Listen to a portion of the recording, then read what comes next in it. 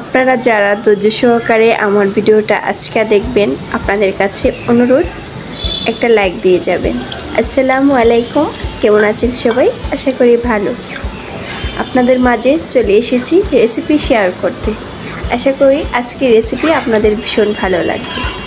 বট রান্না সবারই পছন্দ, দেখতেই পারছেন। প্রথমেই কড়াইয়ে বসে দিয়েছি, তারপরে পেঁয়াজ কুচি দিয়েছি, তারপরে রসুন কুচি দিয়েছি, কাঁচামরিচ কুচি দিয়েছি।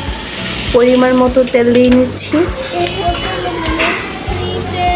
আমি একটু অন্যরকমভাবে বটটা রান্না করে থাকি, সেটাই আপনাদের মাঝে শেয়ার করার চেষ্টা করতেছি।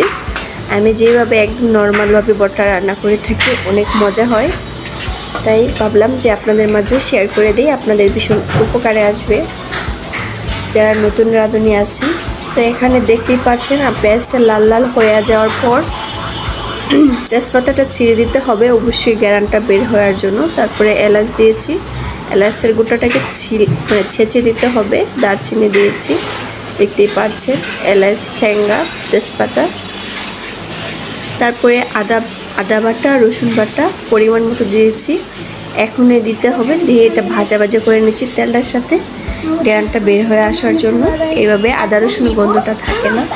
তারপরে দেখতে পাচ্ছেন পরিমাণ মতো দিয়েছি হলুদের গুঁড়া এবং লবণ। তারপরে দেখতে পাচ্ছেন ধনিয়ার গুঁড়া দিয়েছি, তারপরে জিরার গুঁড়া দিয়েছি। পরিমাণ একটু বেশি দিতে হবে। তারপরে দিয়ে দিচ্ছি পরিমাণ মতো পানি।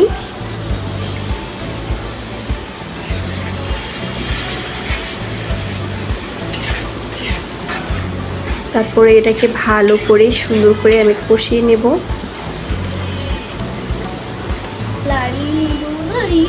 তারপরে দেখতে পাচ্ছেন কষানোর পর আমি ফিরে এসেছি। দেখতে পাচ্ছেন প্রথমেই ছোট ছোট করে আলু দিয়ে নিয়েছি। আমরা সিঙ্গারাতে যেভাবে আলুটা ভাজি করে সিঙ্গারা বানিয়ে থাকি, সেভাবে আলুটাকে কুচি কুচি করে নেবেন, মানে কেটে নেবেন। একটা আলুকে 8টা করে নেবেন।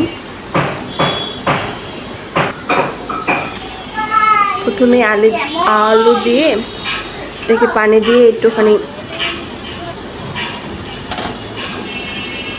একটু বলক আসার পর তারপরে দিয়ে দিচ্ছি বটগুলো। তো এখানে আমি অনেক বড় একটা ভুল করে ফেলেছি, সেটা আপনাদেরকে বলে দিই। আমি আগে বটটা দিলাম হলে, তারপর আলু দিলাম হলে, আমি একটু অন্যরকমভাবে রান্না করতে চেয়েছিলাম। তো সমস্যা নেই, আলু নরম, আলু তো অনেক শক্ত, তাই সিদ্ধ হতে সময় লাগে, তার জন্য কোনো সমস্যা নেই। আপনারা দিতে পারেন, আবার একসাথেও দিতে পারেন। তো দেখতেই পাচ্ছেন আমি বটগুলো সুন্দর করে ধুয়ে কেটে একদম সাইজ সুন্দর করে নিয়েছি, একদম ভালো করে ধুয়ে নিয়েছি। লবণ দিয়ে হলুদ দিয়ে সিদ্ধ করেও নিয়েছি, সিদ্ধ করে ভালো করে ধুয়ে নিয়েছি। অবশ্যই আপনারা এই কাজটা করবেন, লবণ দিয়ে হলুদ দিয়ে বটটাকে ভালো করে সিদ্ধ করে নেবেন। নিলে বটের যে একটা গন্ধ আছে না, ওটা চলে যাবে, খেতে ভালো লাগবে আপনাদের। ভালো করে মিক্স করে নিচ্ছি। তো এখন ঢাকনা দিয়ে ডেকে দেব। দেখতেই পাচ্ছেন কষানো হয়ে গিয়েছে, মোটামুটি এসেছে। দেখেন আমি অনেকবার কষাবো, পানি দেব, আবার কষাবো, পানি দেব, অল্প অল্প করে পানি দেব এবং কষাবো আর কি। তো আমার কাছে মনে হচ্ছে মরিচ গুঁড়া কম হয়ে গিয়েছে, তাই দিয়ে দিয়েছি। তারপর আবার দেখতেই পাচ্ছেন পানি দিয়েছি, দাপে দাপে আমি অনেকবার পানি দেব। তো দেখতেই পাচ্ছেন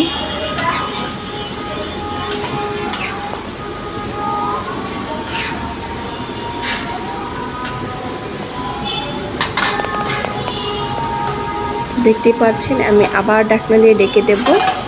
এর তো আবার আসলাম, পানিটা একদম কমে গিয়েছে সিদ্ধ হয়ে।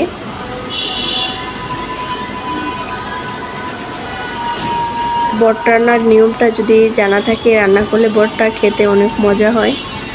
আমি এইভাবে রান্না করছি, মজা হয়েছে বলে আপনাদের সাথে শেয়ার করেছি। আগে আমি তো রান্না করেছি কয়েকদিন আগে, খাওয়া হয়ে গিয়েছে, তার জন্য বলতে পারতেছি। তো আমার শরীরটা বেশি ভালো না, আপনারা আমার জন্য দোয়া করবেন। তারপরে দেখতে পাচ্ছেন আবার দিয়ে দিচ্ছি পানি, তারপর আবার ঢাকনা দিয়ে ডেকে দিলাম।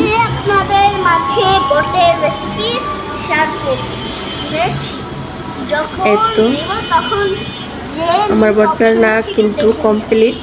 একদম আমি শুধু লাস্টে জিরের গুঁড়া দিয়েছি, ধনের গুঁড়া দিয়েছি হালকা পরিমাণ, ওই যে পানিটা যখন দিয়েছিলাম তখনই।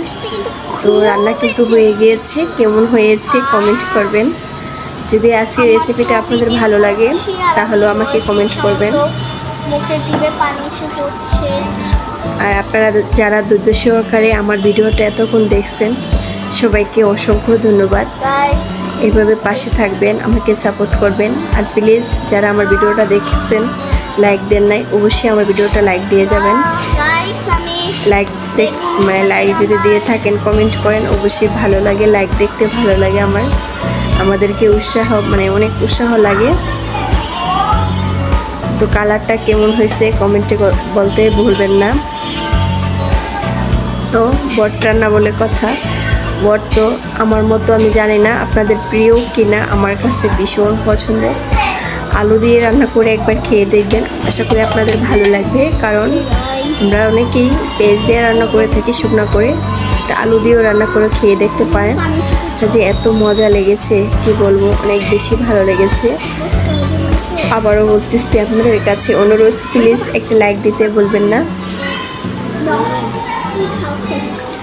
তো খাচ্ছি, প্রচুর পরিমাণ ক্ষুধা লেগেছিল, রান্না করেছি বটটা প্রায় আমি 2-2.5 ঘন্টা রান্না করেছি। বটটা দীর্ঘ সময় ধরে রান্না করবেন, তাহলে বটের স্বাদ বেড়ে যাবে। সবাই ভালো থাকবেন, সুস্থ থাকবেন, আমাদের জন্য দোয়া করবেন। সবাইকে আসসালামু আলাইকুম, সবাইকে আল্লাহ হাফেজ।